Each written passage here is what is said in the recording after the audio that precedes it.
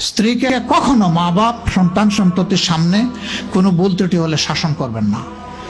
একা নিয়ে বুকে জড়িয়ে ধরে তার সমস্ত নেক কাজের স্বীকৃতি দিয়ে তারপরে বলবো যে এরকম একটা বিষয় আমি দুঃখ পাই নাই, তবে আমি চাই যে এটা তুমি কারেকশন করে নাও এবং আমি আল্লাহর দরবারে তোমার জন্য দোয়া করব। মাথায় হাত রেখে একটু দোয়া করে দেন। এর চাইতে বড় আর কোনো শাসন হয় না। কিন্তু আপনি যদি মাকে খুশি করতে গিয়ে মায়ের সামনে তাকে ধমক দেন, তার ব্যক্তিত্বের উপর আপনি তীর ছুঁড়েছেন, আঘাত দিয়েছেন, সে ফুঁসে উঠবে। সে বলবে সব উজাড় করে তোমার এই সংসারে দিলাম, আজকে তুমিই না আমাকে এইভাবে বেইজ্জত করলে। সে মানুষ তো, তার মানবিক রিয়াকশন হবে। কাজ করবো না আমরা কেউ।